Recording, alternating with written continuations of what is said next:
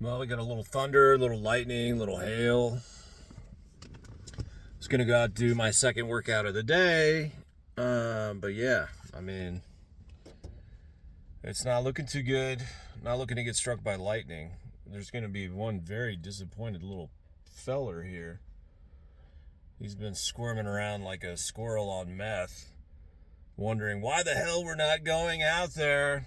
But yeah, hopefully, hopefully it'll clear up. But it looks like I might have to go back to the gym for a second workout. So I've noticed that I do better working out, like 2 workouts in a day better, and having a rest day after than doing a little bit every day. Going day after day consecutively with no rest in between is a real weakness of mine. So that's kind of one of the reasons I'm nervous about this backpacking trip I've got coming up. But I'm going to go out and do a little trial backpacking trip this week. I'll take you guys with me. That should be fun. But yeah, this 5-day backpacking trip I got coming up July 8th through the 12th. Yeah, I mean, that's a lot. I'm not used to going 4 or 5 hours a day and then wake up and do it again, and then wake up and do it again, and then wake up and do it again, and then wake up and do it again. So, yeah, I'm nervous, but I think if I keep it easy and I don't overexert myself, maybe I might just pull it off. I noticed too, out backpacking, you go to bed so much earlier, you sleep so many more hours, you're not on the phone, you're not on the computer, you're not doing any mental exertion really at all, and maybe in the real world, living a normal life, you can't recover, you need days off, but sometimes out there, the rules that you think apply don't really apply. So it'll be interesting to see. I had a thought that's kind of interesting. I was talking to an old friend of mine about, just how my weight's, ballooned up. And there's a long story there that I'll share sometime. But, my prime, the best shape of my life, by the, standard definition of being able to, how fast I can hike, how fast I can run, climb vertical terrain. I did a decent half marathon with just a few months of training. I ran an hour 40 marathon, half marathon. So that was cool. But yeah, I mean, I could have kept training and probably shaved, 20 minutes off of that in a year, and maybe even become quite competitive. But yeah, I was in great shape, and I was almost exactly 100 pounds lighter in what I would consider to be my best shape ever. And I was telling my old buddy, if I took that guy and I put 100 pounds on him extra to carry around, I don't think that guy could keep up with me. I don't think he could keep up with me out on the trails, which is just an interesting thought. So, I mean, that's why it's really important, I think, to, when you have extra weight and you're focused on fitness, that you keep in mind, like, you're carrying around all this weight. Like, this is this huge weight vest, basically, that you're carrying around. Not only, is it remarkable when you can keep up or even pass people who are lean and possibly younger as well. I mean, that's already like a huge accomplishment when you're carrying so much extra weight and you're at such a gravitational disadvantage. But it's an incredible training tool. I mean, I really feel like doing all this training and getting in shape and being super focused on it with all this extra weight that I'm carrying around ultimately will pay huge dividends in my fitness later on, if and when, I do end up getting lighter.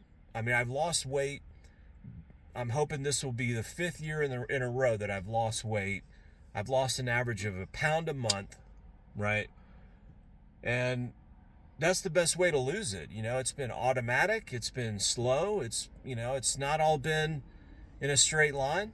I've had plenty of,